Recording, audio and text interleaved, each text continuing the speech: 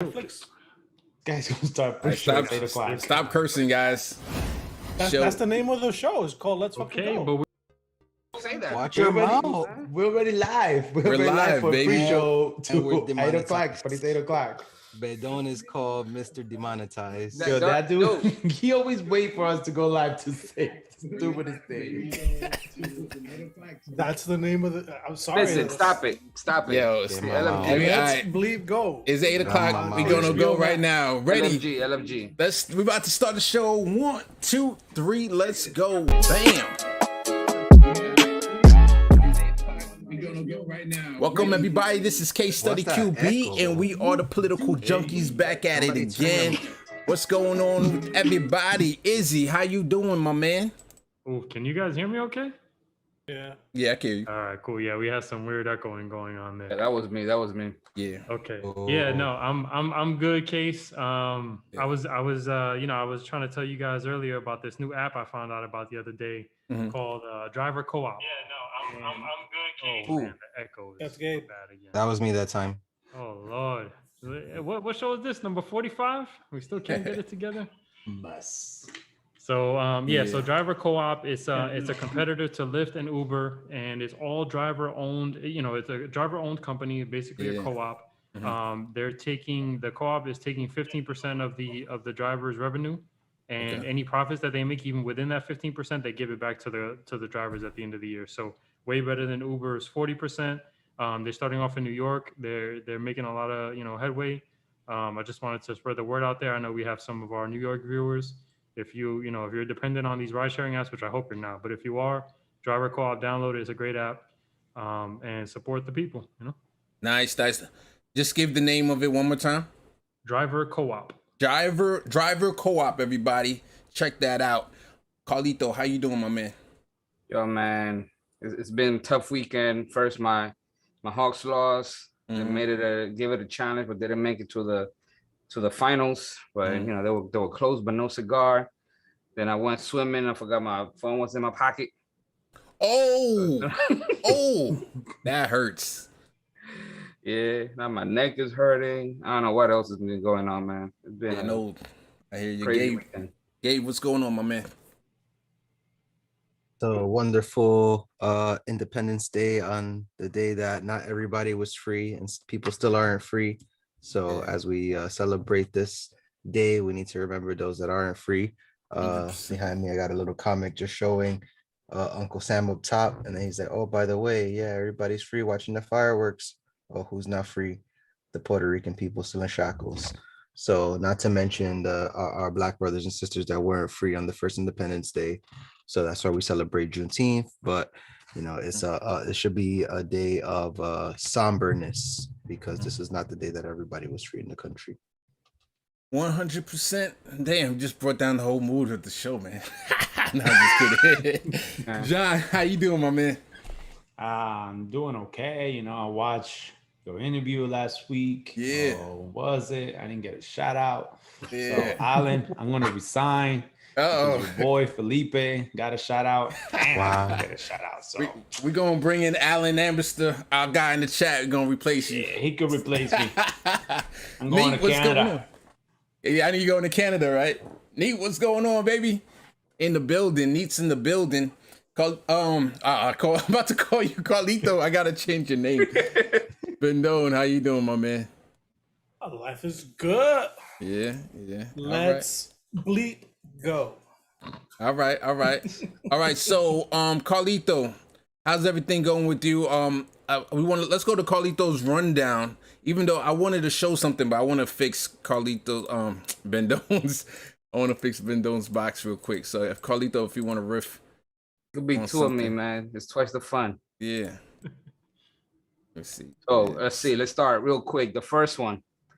The Department of Yes. How Pesticide Companies Corrupted the EPA and Poisoned America by Sharon Lerner at The Intercept. Again, the Intercept be coming in with the in-depth fire. Oh, yeah. So this article starts with the story of the pesticide chlorpyrifos. I don't know how to pronounce it, but it's bad. Not only were the safety trials performed on incarcerated men, but Dow Chemical lied about its safety. The EPA accepted it and allowed its use for decades since the 80s. It estimated that that chlorpyrifos and other similar pesticides caused children born in the U.S. in a single year in 2010 to collectively lose 1.8 million IQ points, costing the country 44.7 billion in productivity, education, and health costs. And sometimes pesticides companies, they buy members of Congress to push approvals. Scientists call these things yes packages because they're basically must pass. Otherwise, any promotions and even your job could be at stake. Sometimes the company doesn't even submit any data and the pesticide is still approved. Now, I know, Izzy, you were up in that article for 27 hours trying to read it like me. What you think about it? It is very long, but a must read for sure. I mean, essentially, you know, they talk about how the EPA is basically just a revolving door between them and these chemical companies. You know, you work at the EPA for a while, you leave the EPA and you go work for Dow Chemical, you go work for Monsanto, you know, and so there's a lot of people that are scientists and above at the EPA who just don't want to step on these companies' toes. And obviously the EPA is very, I'm sorry, these companies are very effective at lobbying, you know, our Congress people. And, you know, we just need to get the freaking money out of politics so that we can deal with these types of corrupt situations. You know, people are going to read stuff like this and they're going to sow a lot of doubt into science in general, just because of, you know, of all the bad things that happen with some of these pesticides. But I just want to be clear that, you know, this is not a science problem. This is not a, you know, overall scientific method problem. It's just a problem with our corrupt government and these corrupt companies that are just in the pockets of our regulators. So that's, you know, we really have to be careful about that. Yeah, and also sometimes under funding, I mean, in some cases, it's even hard to fund them to adequate levels to fight these companies. So there was one quote that says, "I can guarantee that Monsanto spent more than the entire OPP budget on the litigation. It had to have been way more," said Van Broek. "How can EPA fight these major chemical companies when they're willing to spend an amount of money that is roughly the equivalent to the entire Office of Pesticide Program's annual budget to defend just one chemical?" Yeah. And they put it out, you know, multiple every year. I mean, it's ridiculous. They just can't afford to keep up. Yeah, I mean, it's essentially in these companies' budgets to, you know, to budget for these legal challenges that they're going to get with people saying, you know, I got cancer because I was exposed to the active ingredient in Roundup, which Monsanto produces. You know, I mean, they'll easily spend, you know, $1 billion or so just to fight these legal battles. And not, you know, basically use that money for research and development to develop safer pesticides. It's crazy, man. Can I jump in here real quick? Because it reminds me of the IRS, right? There was a study that came out, or the head of the IRS came out recently and said, hey, if you guys give us the resources to hire more IRS agents, we can raise about $1 trillion a year from all the rich people who have been evading taxes. So here's an example of a department that's being starved from actually doing their job. And it makes me cynical of, like, you know, the most recent department, I believe, was Elizabeth Warren's Consumer Protection Agency. It's like, why even come up with a department or a whole new agency if we know at some point it's going to get corrupted and it's going to get, you know, captured? Yeah, but it's also like I think the Trump administration wanted to get rid of the EPA, so they took out a lot of the resources as well. So, well, they put I think the EPA and there was another agency. Well, basically they were doing it for all agencies. They were putting people that were either former lobbyists or former executives of these companies in charge of whatever agency is supposed to be regulating them. So what are they going to do when they get there? Gut them. Yep, exactly. I want to quickly point out two more things too. You know, if you want to learn more about this stuff, obviously read the article. It's very well written. But Food Inc., as many of us have already seen on Netflix, definitely check that out so you can learn more about Monsanto and all their extremely mob-like, corrupt-like tactics. Oh my goodness. And then also a new documentary on Netflix called Breaking Boundaries: The Science of Our Planet, with the amazing Sir David Attenborough, where he basically talks about all the issues that are facing this planet right now from a safety perspective, from a environmental safety perspective, but biodiversity being one of them, and a lot of that has to do with the pesticides that we're using. So check out those two resources if you want to learn more. Yo, Jesus in the chat says Seminole Elizabeth Warren. Elizabeth Warren is brave. Oh my god! Like, oof, ouch. All right. So before you move on to the next, I want to introduce our guest real quick. Our man Dan from Harlan's Media is in the building. Just say something. Let me make sure your audio is good before we continue. Oh, I can't hear you. Can't hear you. I don't know if you have it on mute or something. No. Yeah, still. All right, it's still. So we're gonna go on to the next segment, and then we'll come back to you, Dan. All right, Carlito. All right. Second story is the Senate's quiet opposers. Progressive Democrats view Joe Manchin as a chief blocker of progress for thwarting the voting rights bill and refusing to break the filibuster, but he's not alone, by Amelie Pollard at the American Prospect. So we know Joe Manchin, Kirsten Sinema, they're the most vocal supporters of Republicans in their fight to destroy democracy by protecting the filibuster. But there are many others who are more than happy to hide behind them while also supporting the death of our country, the death of our planet due to climate change, because they oppose legislation to that, the death of our people by not providing affordable health care or living wages, et cetera, et cetera. So some of those names I want to point out are Senators John Tester, Democrat of Montana, Gian Shaheen, Democrat of New Hampshire, Chris Coons, Democrat of Delaware, Dianne Feinstein, Democrat of California, Mark Kelly, Democrat, Arizona, and Mark Warner, Democrat of Virginia. As long as the filibuster remains in place, Democrats can blame Republicans for legislative inaction as opposed to members of their own party. What you think, John? Yeah, we all know that, you know, Manchin is the one that they put out there to play the bad guys, but we also know this is the same group that voted down the $15 minimum wage.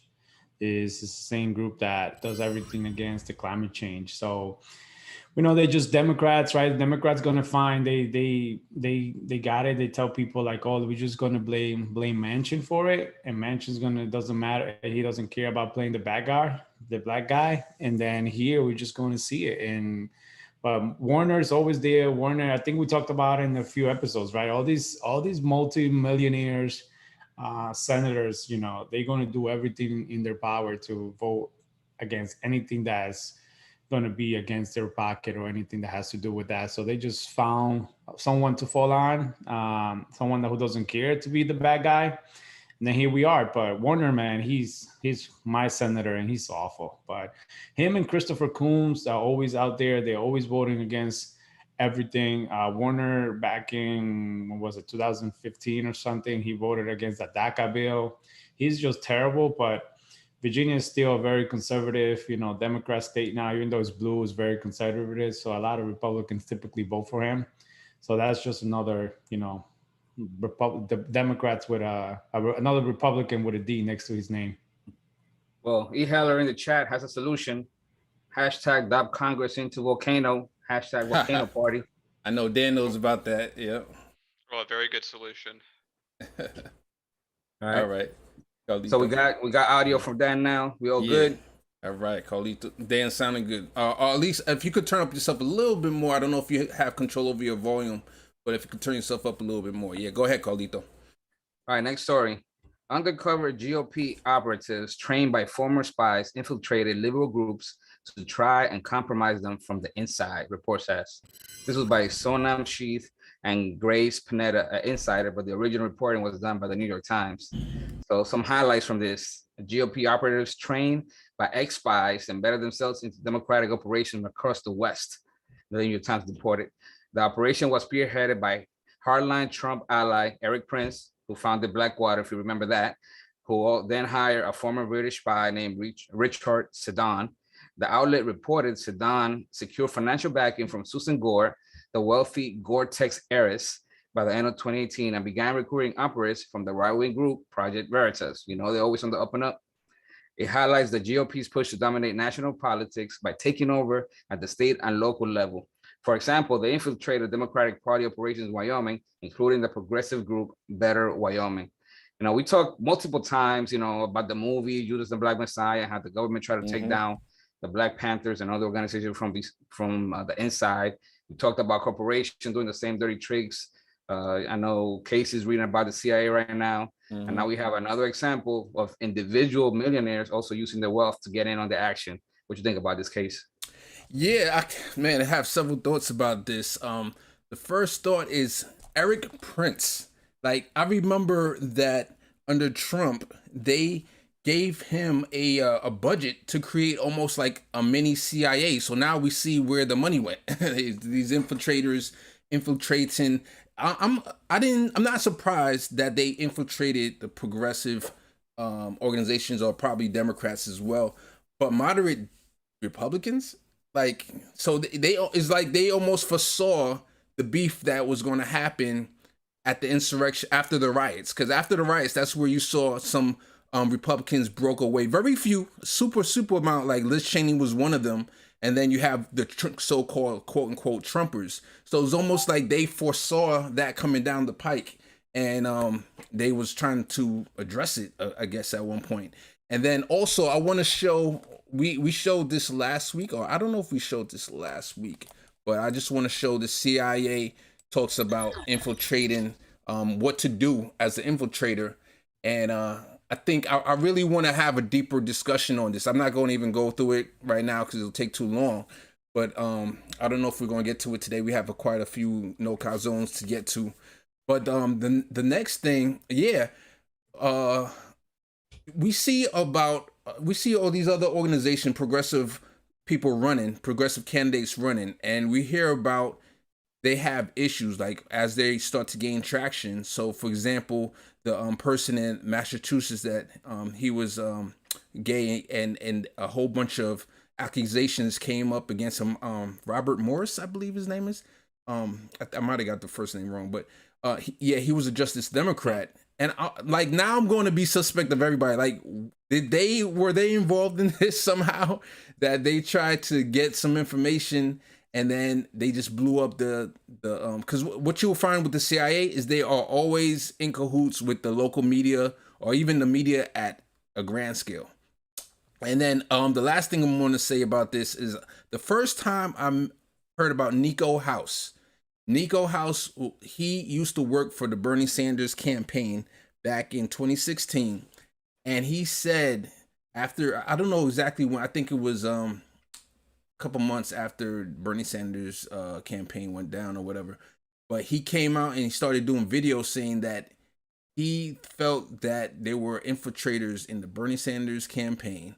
And now I don't know if it was like to this extent from the Republican side, but he says from the Democratic side, because one of the heads of the South Carolina, not one of the head of the South Carolina for Bernie organization used to be a Hillary Clinton supporter. Like they had pictures of her with Hillary Clinton, and he was one of the people on the ground, and he saw that everything that they were doing was like self-sabotaging. So, for example, South Carolina is like a Bible Belt state.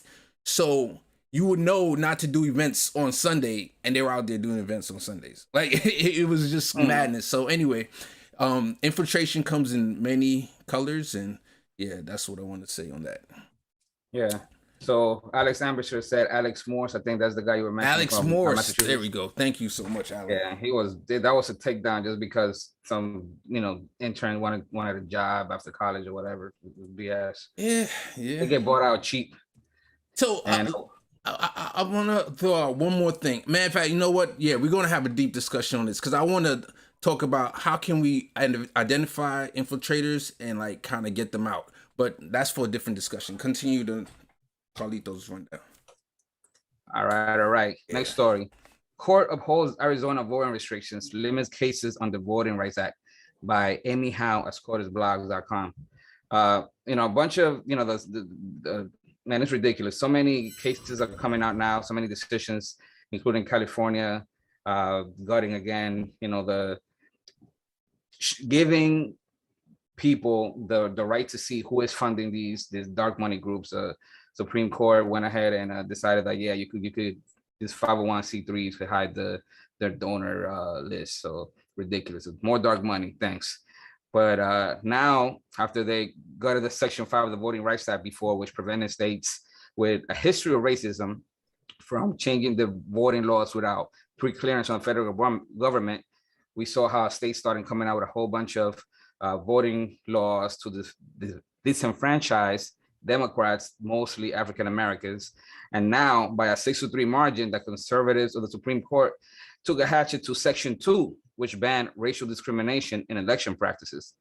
So a couple of things that they focused on was one of the sections said about voting in the wrong precinct before, if you went and had a provisional ballot because you went to the wrong place.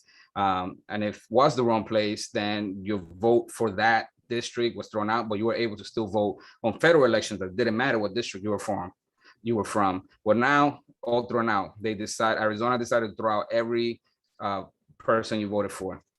The next provision at issue advanced was called ballot harvesting. So it was enacted in 2016. A state law makes it a felony to collect and deliver another person's ballot with a section of family members, caregivers, mail carriers, and election officials. So I don't know how election officials got in there, but whatever. But the worst part, in my opinion, is that Judge Samuel Alito decided to go even further and limiting the cases in which Section 2 can be used to challenge things like discriminatory redistricting maps. We saw in North Carolina how that was thrown out before because they were, I forgot the term they were used. It was like with like super precision or something like that, how they went for the black voters. So he used basically the I don't know when I see a standard to decide when it was not okay to discriminate. He said words like mere convenience is not enough to challenge a law. He pretty much said that as long as the law is neutral, then it stands.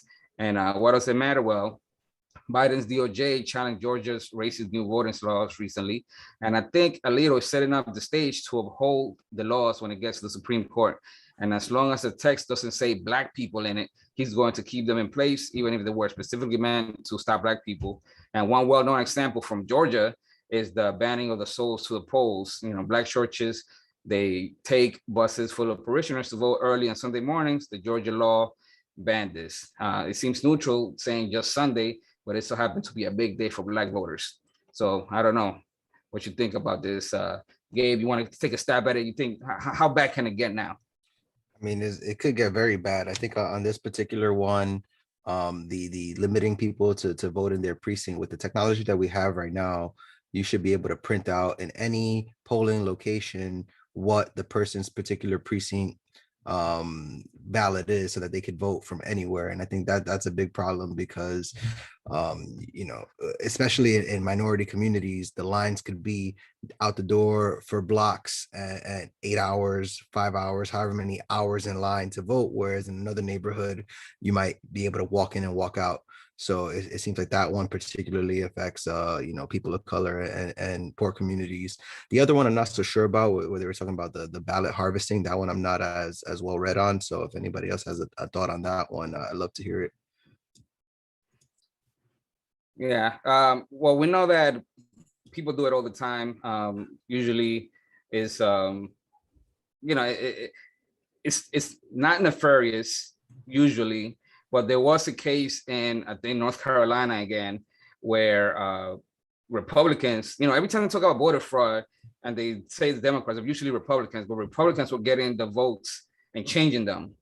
And I remember that case. Yeah. So, that's a case where, in theory, this could prevent something like this, but it's always Republicans doing it. So, I don't know. It's like, whenever you accuse them of doing something, or whenever they accuse the Democrats of doing something, it's because they're doing it themselves. See, the final story, and I want to give a little shout out here to Neat. We got to just give him a stipend or something when we start getting paid to come up with notes for us. Because he be throwing stories and like, oh, I'm gonna put the story in here to talk about the show, and he goes and then posted it on our fan chat ahead of time. So this one is watch a police officer admit to playing Taylor Swift to keep a video off YouTube.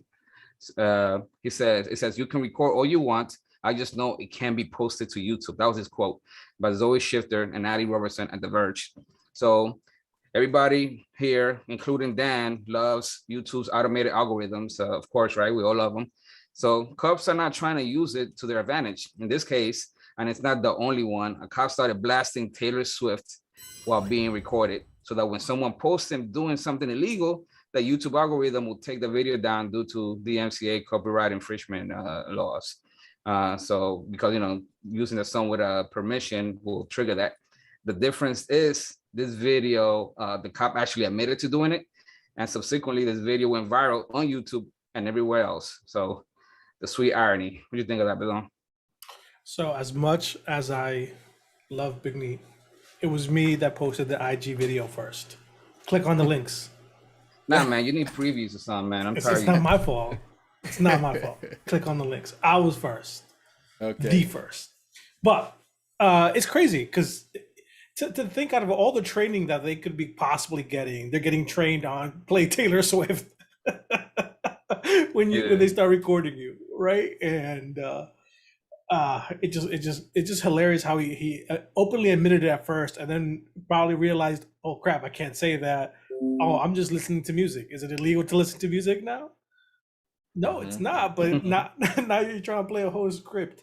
And I think also on the Twitter threads, there was I think somebody from YouTube came back and said it's more complicated than just that, right? The cops think that by just playing it in the background, the system is going to pick it up. But it's a volume, how clear it is. But again, it goes back to the earlier conversation today. Is like us spending our money where it shouldn't be, right? If we're training police officers on how to fight social media versus diversity training, is America. I know. Hey, Dan, you got something to say about this? I know you must have been playing Taylor Swift on your show, right? That's what happened? That'd be nice if that was that easy. So I think that there's a lot of facets to this. First of all, I think it's a really disgusting, despicable path to try and get people to not be able to talk about the stuff that you're doing by trying to take care of and take advantage of YouTube, Instagram, and every other place's terrible copyright system to begin with. On the other hand, there are ways around it. This is not an insurmountable roadblock. The problem is that they're trying to do it to begin with because they think it's going to get them to not go viral. That's their entire point. But it also says a lot of things. It says that they are genuinely scared of people recording them, because they know that when someone records them, when they do something, it is going to go viral. So they're accepting that that weakness that they have right there, that their own actions are bad. We already know that part. There are ways to get around the song.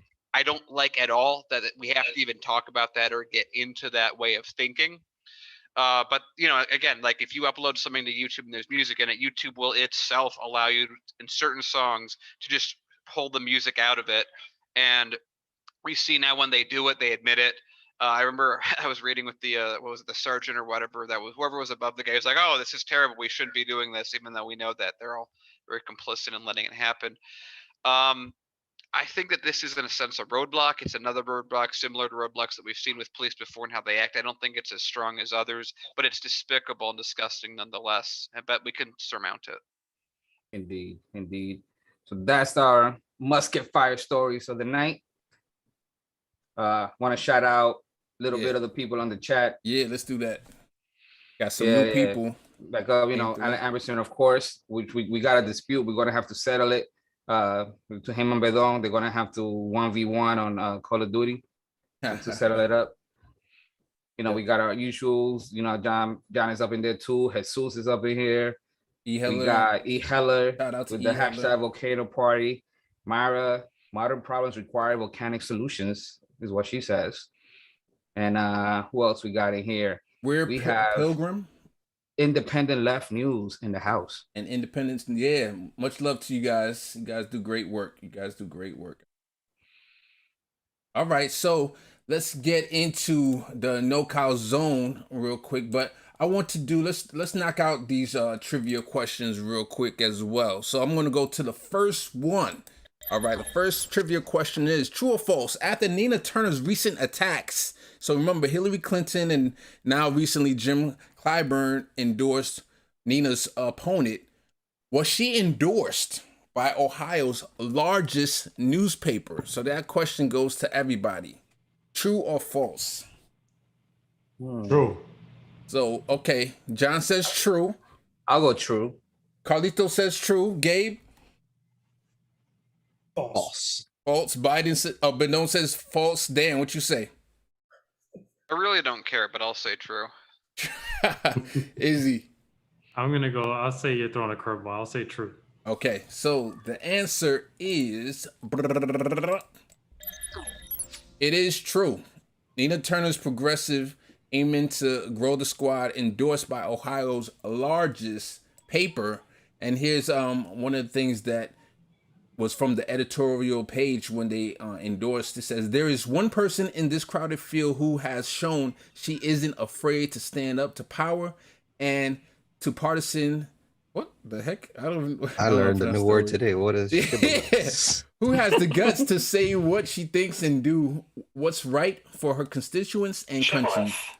So I'm gonna keep it moving. But yeah, that's great support from the local. They didn't shy away after Jim Clyburn had endorsed. So that's good news. And then let's go straight to the next Hold on, while we're learning, a shibboleth is a custom, principle, yeah, or a belief of a particular class of people. Okay, yeah, that's how you pronounce it. I don't know what the. Do you know? Are you confident? Yeah, it's a shibboleth. A shibboleth. Okay. Now we're reading Rainbow. There we go. Today we learned. All right, the next question: a petition to support 2K stimulus for adults and 1K stimulus for children has reached how many signatures? So this was, I believe, change.org. Is it petition.org? Petition.org. But which one is it? Over 200,000, over 2 million, or over 20 million? I'll go with 2 mil. 2 million. 2 mil. Okay, Biden. Okay. Yeah. That's pretty easy one. All right. So that was it's up to 2.8 million. And basically this is from change.org petition. Yeah, that Denver restaurant owner Stephanie put out there, and it just goes to show you how popular. That's just one petition. There's multiple petitions, and if you add them all up, it comes out to like 3 million. So it just goes to show you how popular that is to provide a stimulus every month, at least during COVID, and the government is not doing it.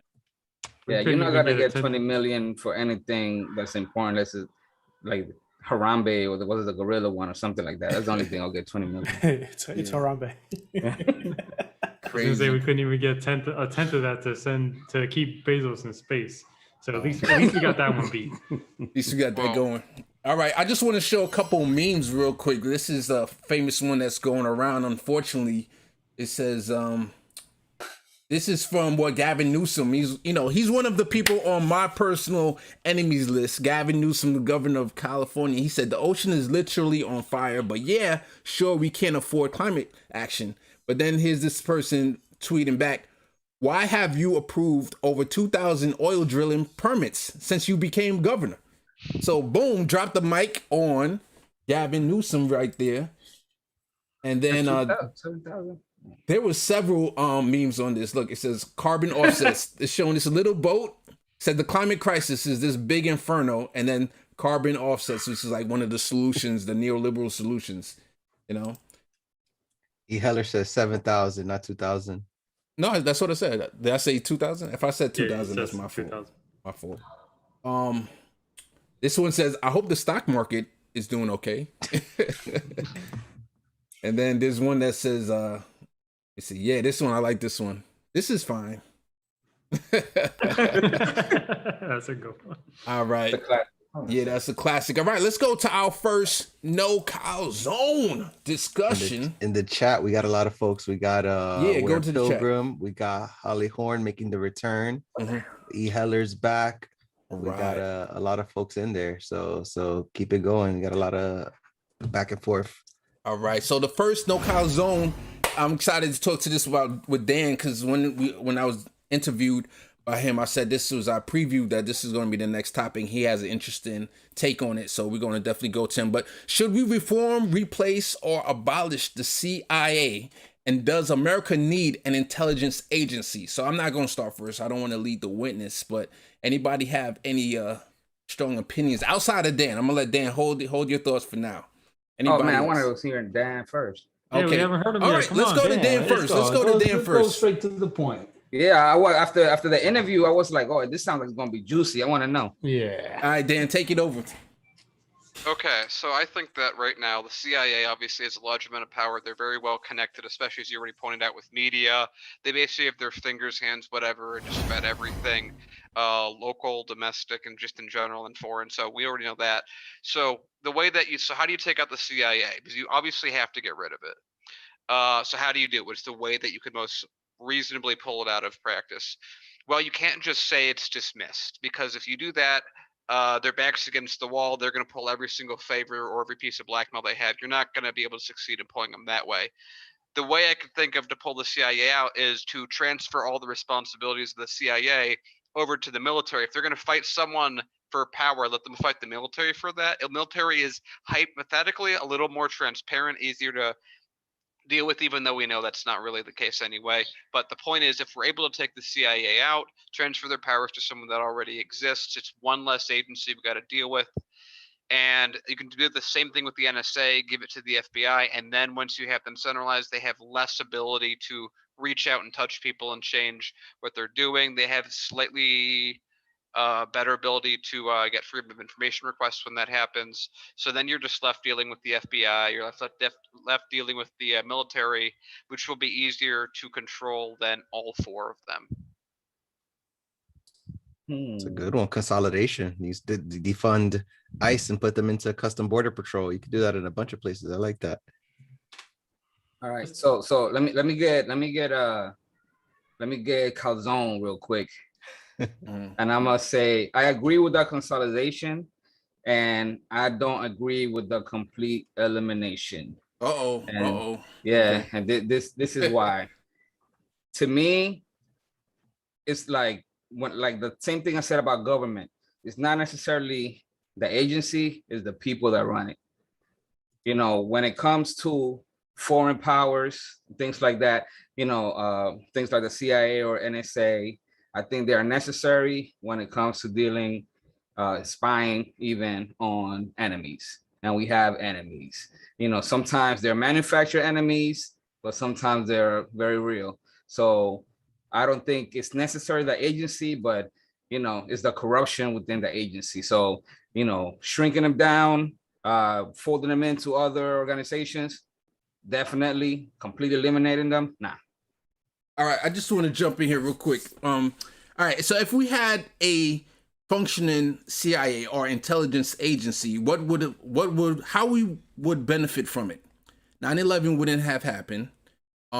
We would know about the Wuhan virus. Like, I don't think we would have prevented it from happening, but we would know by now exactly what happened if we had a good functioning central intelligence agency. Now, am I saying they don't work, period? No, I'm sure they are able to get information. It's just, as a normal person, normal citizens, I don't see the benefit. And maybe they have disrupted certain terrorist plots, but we just don't know about it. So I would agree that we do need an intelligence agency, but I would lean towards the side of abolishing the CIA, just because of I am reading The Devil's Chessboard, which is a book on how the CIA was made by the Dulles brothers and how it developed over the years. And at the heart of the CIA, all it is a watch, not even a watchdog. It's like a guard dog for Wall Street. It's like a pit bull for Wall Street. If you go up against Wall Street and you're in another country, they'll come and do a coup d'etat of your whole country, and they'll have death squads installed, and just to make a couple bucks, like the United Fruit Corporation, just so that they can keep their profits. So the CIA itself, I think at the heart of it is corruption. So that would need to, in my personal opinion, needs to be abolished. But do we need a intelligence agency? Yes. And we have to put definitely blocks of how to get transparency. I would mandate the declassification of their documents like after 20 years or something like that. So maybe, you know, and maybe that number needs to be higher. I don't know. So I'll give the mic back to the people. So to Miss jump in and say this is the beauty of folding them into a slightly more transparent organization, is that right now we know with the CIA, if we look at their structure, they are able to on their own make their own funding. We've seen them do that before. That makes them completely unaccountable. If they can fund themselves in projects that they want to do secretly, which they do all the time. How did they do that, Dan? They could pull that off easily. But if they're folded into the military, then there's a paper trail. Then it's harder for them to pull up these. It just makes, if I can just make the CIA as effective use in intelligence agencies slightly harder for them to pull off, and be able to cut down, again, 2 organizations, bring them down to 1. That's a win for me. It's one place I have to look, not 2, and it's going to be easier to find find when they're doing stuff, and it's going to be harder for them to do stuff off the books. How do they make their own money? So like drug sales, like they've done this Iran Contra. Oh, they do okay. a lot of That's stuff on their interesting. own. They have a lot of connections that they're able to pull through funding. They can, if they have blackmail in a company, they can make it give donations in any which way that they can make that happen. The CIA, because the fact that they're so independent, that's the real issue. And if we can just move away from that much independence to slightly less, and take out an organization and make it easier to follow them, that seems like a win. All right. So from the comments, real quick, when Dan was talking about folding them in, he hella said that CIA. When Dan mentions folding them into the military, he hella said CIA has their own military. They don't like to tell you that though, allegedly. And Holly Horn said cannot confirm or deny. So that's that. Alan Anderson said if ruining Black Americans' lives don't end the agency, nothing will. E. Hellerden says, good luck trying to shove them down. Half of them are in Congress and the other half is in the media, which, they got the tentacles everywhere. The military 100%. Has slightly more tentacles. Man, oof, yeah. I was sidebar. I was talking to my kids about movies and how they have to, if you want to shoot a movie at any military facility or aircraft carrier, you have to get approval from them. I was talking to my kids about propaganda. So imagine that. You're a good dad, good father. Yeah. So E. Heller said, I've said too much. I should probably steer clear of grassy knolls. And Where Pilgrim says, stay away from cigars too. Yeah. And I don't get that reference. So. I get it. I can tell you what that's for. Okay then. Yeah. Okay. Yeah. You guys said it is a Castro reference. That they tried. There's a book or something that talks about the hundreds of ways they tried to kill Castro. It was crazy. And that's one of the ways. Poisoned his milkshake. Yeah. They tried to get out to his mistress, and the mistress last minute got cold feet. So yeah, there was many ways they was trying to get at Fidel Castro. But okay, so let's take this. Unless anybody else has anything to say about their opinion of wait, I got one thing to make the case for not completely destroying them. And is, I'm not going to say no names. Maybe somebody on the panel agrees with me. And we're dealing a whole lot with cyber terrorism right now. A lot of infiltrations into infrastructure and private companies, public institutions, whatever, everywhere. So, that's one place where we need some kinds of agencies to kind of counterattack, prevent, trying to find out what's going on. And even if it's strictly for defense, we still need them. Yeah, I think a lot of that is done via the FBI, and obviously the NSA should be doing some of that as well. So I know Dan proposed moving the NSA as well under the FBI. But yeah, we should still have those bases covered. I would assume. So just real quick. So we've covered this a bunch on the show.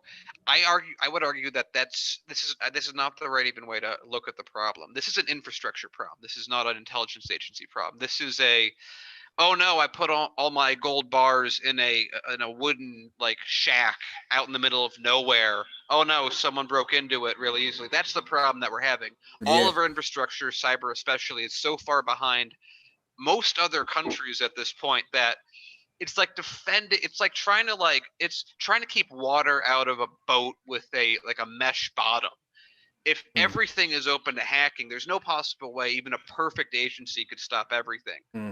That's a good point. So you need to fix the infrastructure. That's a jobs program right there. Look at that. We could put Americans to work right away, fixing up infrastructure, building redundancies, make it so that you can't get in this stuff easily. You don't need a big intelligence agency to protect it. I agree. Agreed on the public utility front. But we obviously also have just these massive corporations that can't defend themselves either. And we do need the offensive front as well, because we are being attacked offensively by all these other countries as well.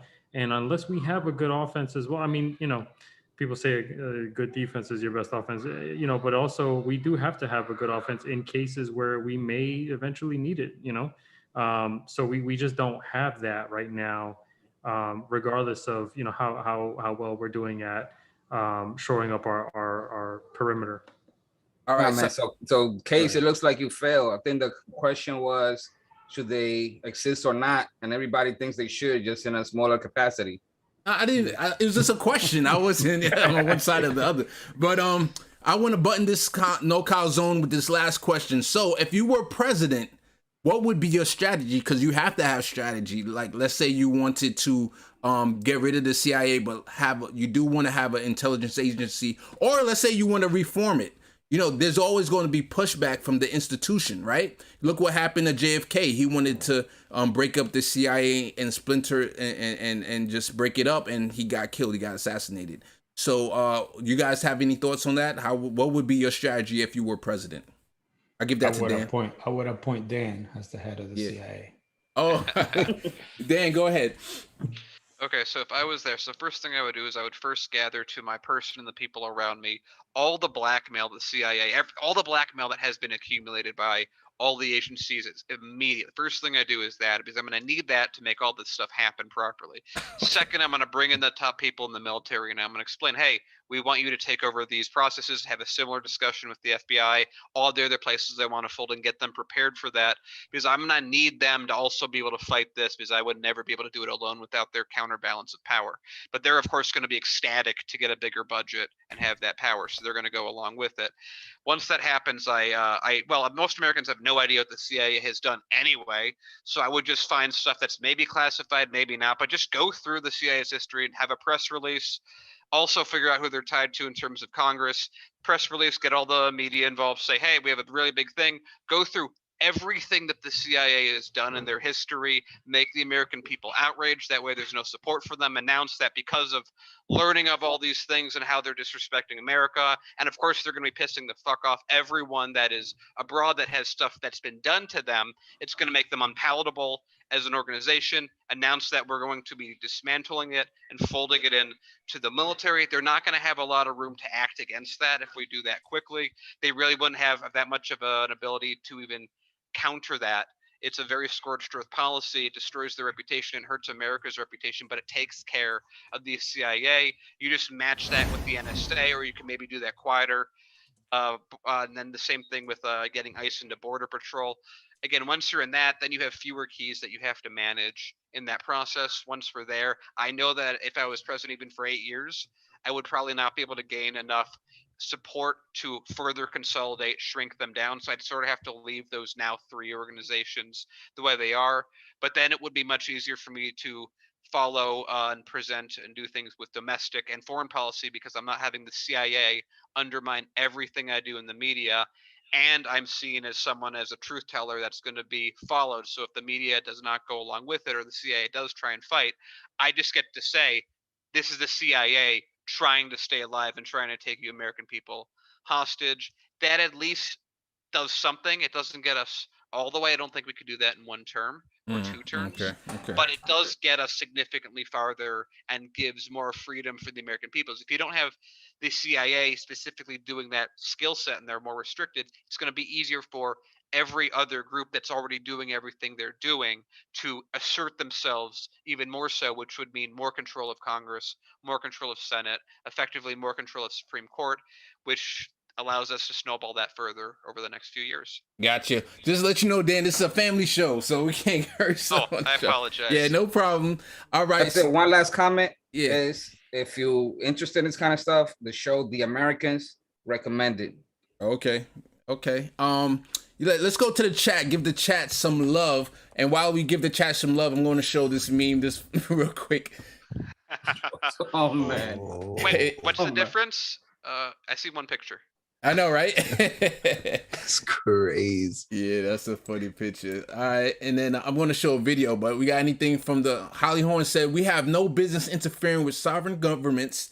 Iran, Chile, Cuba, Venezuela, Guatemala. I mean, there's like 70 different coups that we help facilitate. I think I saw a meme about that. About 70 or more, around the world. It's crazy.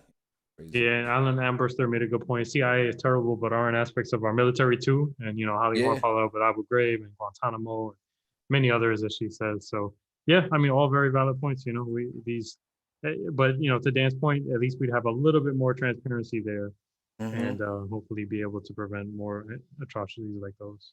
And just on top of that, we can get Congress any time they want to shut down Guantanamo. That's not an option we have with CIA operations. Really? Okay, interesting. Interesting. All right, I'm just gonna play this before we go to the next No Cow Zone. I'm gonna play this video real quick. Thank you. Great. Marine yesterday who wrote an incredible op-ed for the New York Times about his time in Afghanistan, and I asked him, was it worth it? You said you can't hear it? No. All right, so all right, I'm gonna go back to that if anything, but let's go to the next No Cow Zone. So let's go to, what does a progressive Republican look like? And I thought this was an interesting I don't know what you're pointing to. Can you put can you just pointing can at you, Gabe. can you Pointing put at Gabe. Gabe? Can you put Gabe on the screen by himself? So the reason why I brought this up was because, you know, in the past we've had I don't know if progressive is the exact word, but I mean Teddy Roosevelt was a progressive Republican. I think so, you could bring up his name. And then I remember that brand new Congress had at least one Republican that was for Medicare for all. So I would think a Republican, and the reason why I brought this up is because there's a lot of Republicans, the Republican Party in a lot of different places, they're having issues where it's the establishment Republican versus the Trump Republican, right? And I was daydreaming and wondering, like, what if we had a progressive Republican that could come in there, steal votes, and somehow win a very red district and get passed, you know? So I was thinking, like, what would a progressive Republican look like? Would they have to be pro-life, or, you know, would they have to kind of still, would they have to still pander to people who are pro-life so they can get that vote, but they're for Medicare for all? And then you have to message it in a way, and you could say, Medicare for all is cheaper than our current system. You know, what are all the different talking points and ways that somebody could be a quote-unquote progressive Republican? I'm going to give that to Gabe, since everybody pointed to Gabe already. Is that like a double negative though? As the resident quote-unquote progressive Republican, I think it's really just making our cases, as Case just said, in a fiscal way, in a common sense way, as we've seen in Florida. When you put just a policy on the ballot without a D or R next to it, the progressive policy passes. And we see that with $15 minimum wage. We see that with marijuana legalization. We see that with voter right restoration for felons after they have served their time. So progressive policies, we all know, are popular policies.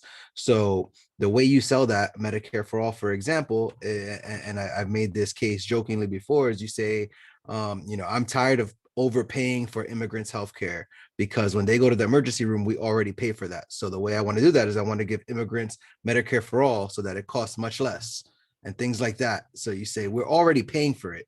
The idea of I don't want to pay for immigrants' healthcare. No, we are paying for it at the moment every time somebody goes into the emergency room.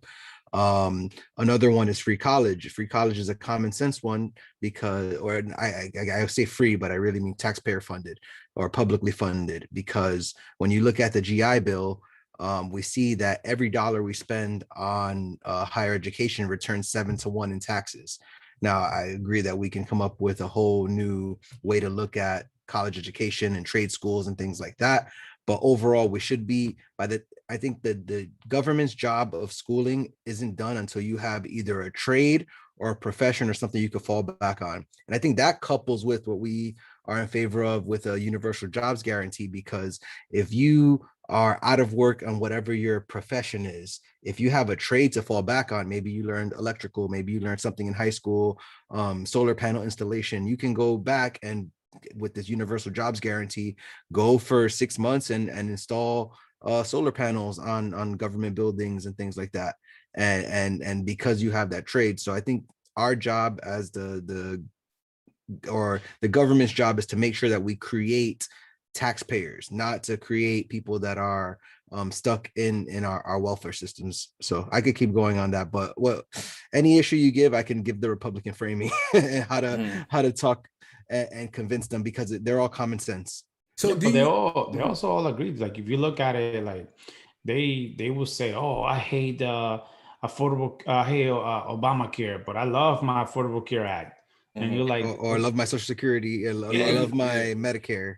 Get your greedy government fingers off my Medicare. Yeah, so Dan, do you think they will ever come up with like a Justice Democrats but for Republicans? Do you think that would ever happen? No. No. But you know what? I think I was reading I was listening to was it a Case Study QB clip or something where we're talking about the progressives should try to infiltrate the Republican Party and they may have a better chance than the Democratic Party. Was that? I was just I don't remember that one. I know we talked about in it. the chat. Alan Anderson said, if they are heavily religious Christianity, then a progressive Republican has a good chance, and says a few bad things about the squad to help sell it. Okay, I got this to say. Okay, go ahead, buddy. This is what I got to say. You know why? Never gonna happen. You know why? Yeah. Because you're not gonna win a primary. Like all the things you were mentioned that passed in Florida, like you said, they didn't have a D or R next to them. They were ballot initiatives, so there was no baggage. Yeah. If you have a primary with a Republican that has all these great ideas, the other person just has to throw a few, whistles. You say socialism a couple times, and then you out. And that's it. But Gabe, go ahead, Gabe.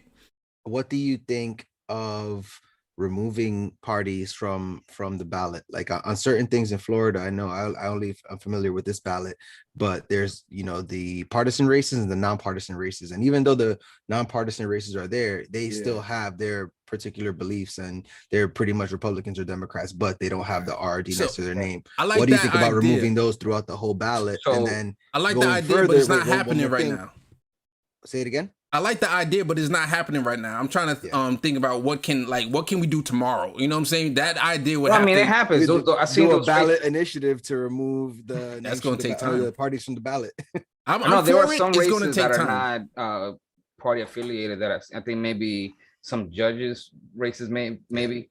But the thing is, whenever they are running, they put those keywords in their ads. They say, pro-gun this or pro-life that, or something to let them know that they're with whatever party that they want to see. I want to throw that at Gabe though, real quick. Like, let's say you're running as a progressive Republican, and your opponent in the Republican primary accuse you of being a socialist. What would you say, or how would you respond? You just reverse it. I mean, it's very easy. If you have someone that's an establishment Republican, especially, they're all for corporate socialism all the way. Double down on that. That's going to be less popular than giving people money. So if he comes at you for being socialist, you vehemently deny it. Obviously, if you're going from the Republican side, say, no, how dare you say that? This is America first. You just rebrand it the other direction. So just add freedom or something to it and say, no, that guy is actually the socialist. Look at all the money he takes from all these businesses that he's going to help out. I'm not going to do that. I'm a populist. I'm going to help you out. You maintain more or less the social policy. You're not going to be able to get rid of that with people that's very deeply embedded into them, but you can easily hit the economics. Again, we've already established that on policy, everyone that's not a millionaire already agrees on policy. It's simply a matter of beating the people who are maintaining the status quo out of there, which is not that hard because they're all very old. And just any attack they throw at you, counter back at them from a corporate point of view. Any defense, keep it in freedom, keep it as this is for Americans, hardworking Americans. How dare you call this socialism? And then you could throw back at AOC and say, that's socialism. I'm doing this for the people. Yeah, so Dan convinced me. I only see this happening. Gabe, when you run, you got your campaign manager. Yeah, baby. Yeah. Dan convinced that's what I was me. going to say. The over. only two ways I see it happening is, one, have an infiltrator, like Gabe, that's not really Republican, just frame things in a Republican way. So he'll have to be, infiltrating.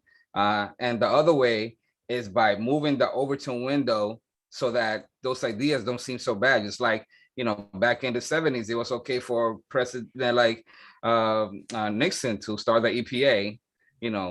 Things like that happened because the politics back then were more towards the left, and they have been getting more and more to the right, more extreme to the right, so that the things that were common sense before look like socialism now.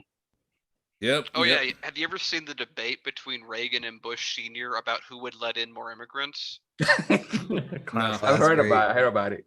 Yeah, and Reagan did do amnesty, by the way. Yeah. Oh, he made sure to make that point be known about how good he is to immigrants. Wow. All right, I'm gonna play this video, and we're gonna wrap it up. here, and I think I want to try to play a short clip of another video, but let's go with this real quick. And he actually told me no. And so that's distressing. Yeah. Start it over. I tell you though, I spoke to a Marine yesterday who wrote an incredible op-ed for the New York Times about his time in Afghanistan. And I asked him, was it worth it? And he actually told me no. And so that's distressing as well. Someone who put their life on the line to serve this country. Indeed it is. And I will tell you that what I would say to him is, my brother in arms, you did your job. You performed your mission. During your time in Afghanistan, not a single attack was launched at the United States like 9/11. The question is, now that we're gone, who will stand that watch? Jury. Get out of here with that BS. And this is in reference to, Biden's trying to wind down the Afghan war. And all he could say was, you did your job. Oh, what? Prop up the military-industrial complex? Well, I'm really glad to see the people that got us into the war and profited from it are trying to put in a good word. Exactly. All right, I'm going to play this quick clip. It mentions Nina Turner. This is the first mainstream media in a while that I heard mention Nina Turner. So I just want to play this real quick. I think, as Casey mentioned, this issue is quickly changing. I spoke with Nina Turner last week by phone. She's, of course, running in Ohio's 11th district, that congressional race to replace Marcia Fudge. And when Jim Clyburn got involved in that primary and actually endorsed her Democratic opponent, Shontel Brown, he cited defund the police and what he calls sloganeering as the reason why he was endorsing Shontel Brown and not Nina Turner. And when I spoke to Nina Turner, who, of course, is a progressive icon to folks on the left, she is one of Bernie Sanders' senior most advisors. She helped run his presidential campaigns. She said to me, look, I don't even run on defund the police. I have family members who have served in law enforcement throughout my life. I have a more nuanced take on police reform. And yet, folks like Clyburn seem to be taking this larger kind of anger or rage out at the bigger progressive movement and, as he calls it, sloganeering against these down ballot progressives who are trying to get a seat in Congress. So we're seeing these dynamics already unfold for these folks who are progressive icons and these very vocal progressives, but who are having to walk this weird tightrope, this balance, as Democrats are trying, and some would say failing, to figure out their message on police reform. All right, so they're talking about how defund the police, and the GOP is about to get ready to run on this in the midterm. And they mentioned Nina Turner. And one thing they didn't mention, and even James Clyburn, he should know, Nina Turner's husband was a cop, and her son is a cop. So I'm sure she doesn't want to necessarily like defund the police in a negative way to, hurt them, but I'm sure she has ideas to reform it. So I think Clyburn using that as an excuse was BS. But go ahead, Izzy. I want to go back a little bit to the chat, to E. Heller. Shout out to CaseStudyQB. Go to Izzy real quick. Go to Izzy real quick because he doesn't chat real. Wait, I'm sorry. Say that again, Carlito. E. Heller said, shout out to CaseStudyQB for this video on CaseStudyQB. Yeah, much love, man. Izzy, go ahead, my man. Oh, I don't have anything on that. I think I was going to say, like, okay, John, go ahead. The point of that video is it talks about, look at the messaging, right? The Republicans already are going to get behind something that I don't even I don't know if they claim, I don't even know if the data behind it talks about crime related with defunding the police, which we know that is BS, but they're just going to get there. And that's the messaging they have. They talk about what was 2020, the socialism. They got behind socialism, and that was the message, each one of them. Now it's going to be crime. And the Democrats, they're going to fail trying to defend that message. They're just going to flop, and they don't know what to do. So as we always talk about this, how the GOP is always so great at marketing, just picking one word that's going to trigger their base, and that's going to get their base to vote. And the Democrats going to struggle to come up with even something to back that up. Yeah. All right, let's give the chat some love. Go ahead, Dan. You want to say something? Yeah, I was just going to say that I think this is a lot easier. I don't think the Republicans are necessarily good marketers. They're not bad at all. I think the problem is the Democrats are just really terrible at just about everything that they do. Democrats hypothetically hold every single demographic on every issue. They used to run the country until they decided to switch from getting backing funding from people, lower class, middle class unions, and then they decided to flip over to do the same thing as Republicans. That's the real issue. Even with police, you have defund the police. I think it's kind of a useless moniker anyway, even though I agree with the sentiment. It's, again, it goes sort of the same thing in reverse I was giving with the CIA. The way you deal with the police right now, who take up half of most local budgets, is you just split them into smaller units. Maybe you call it protect the police. You don't have guys with guns walking around. You don't need as many of them. They're really expensive. They have really big pensions. Their union's really strong. Make them a smaller. Have frontline people that deal with most of this stuff. That's your social workers. That's people that are unarmed. Have a lot of people that aren't cops, that don't cost as much as cops, doing a large amount of the work, and then have cops as a second line that any of these people can call up. Once you do that, you don't need as many police, and you can hire even more people, jobs program, that aren't people with guns to do a lot of these issues. And again, other way, just increase the standard of living from people. Crime will go down as a natural consequence. Yeah, so I was talking to a cop friend in a argumentative fashion about this subject, and at one point, he said, "Okay, fine, but if you do that, don't be calling me to go do X, Y, and Z." And I said, "Exactly, we won't." Wow. 100%. All right, we're going to end the show here. Dan, thank you so much for coming on. Let's give the chat some love on our way out. So Holly Horn, much love to you. Thank you for all the love. What else we got here? Golden Silence, we'll give you a shout out. Our guy Neat, PJ Neat, of course, give him a shout out. Holly Horn, I said. Kit Cabello was in the chat. What's up, Kit? Our PJ Kit, we got to start calling you PJ Kit because he's part of the family. And Alan, who else we got?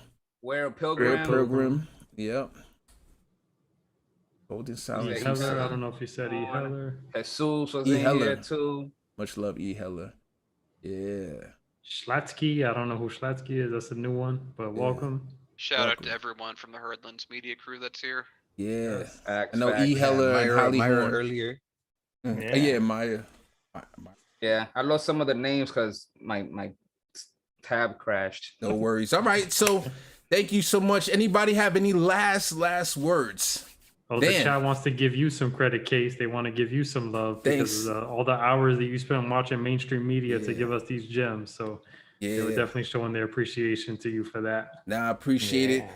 They were super happy about the reveal last week. They're like, yeah, much love. They were super sad about part of the reveal too. But I'm trying to arrange with Jen Perlman, I believe her last name is. What's her last name, Gabe? Because she's in your Perlman, yeah. Perlman. Okay. Yeah, I'm trying to hook up with her, so hopefully she'll be my second interview as I continue to promote the People's Gauntlet. And I want to promote Dan. Drop your show, Harlan's Media, with Kit as your partner. Yep. Yeah, I'm with Hardlands Media, a couple other places. If you want to find everything that I do fastest way, go to 99perspectives.tv. Has all our shows, all our stuff. We do everything from news to entertainment, and we have some new stuff coming.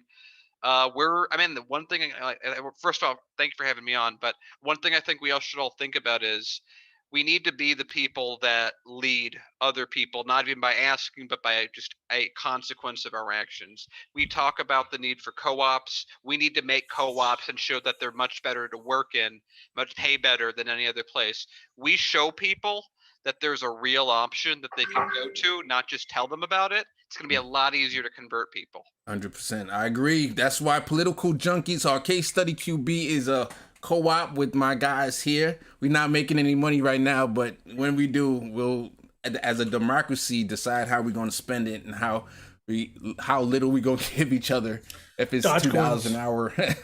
What you said? Not financial advice. Not financial advice. Everyone agrees where what coin you invested and just hope it goes up. Yeah. Start the case coins. There we go. All right, you could have been anywhere in the world, but you're here with us, and I appreciate that. Thanks again to Dan. We got our peoples Izzy, Carlito, Gabe, John, and Bendone, and thanks again to Dan, our guest from Harlan's Media. Much love to Kit and everybody in the chat. We are out of here, and hopefully you will be here next week for our next No Calzone discussion. It's going to be interesting. All right. Adios. Canada, oh Canada. Yo. As we're on our way out, we're still live. I just want to give a shout out to our Patreons. Pedro That was Hernandez. still a lot of fun. Yeah, Nancy It would be Adventure. worse if he said hated it.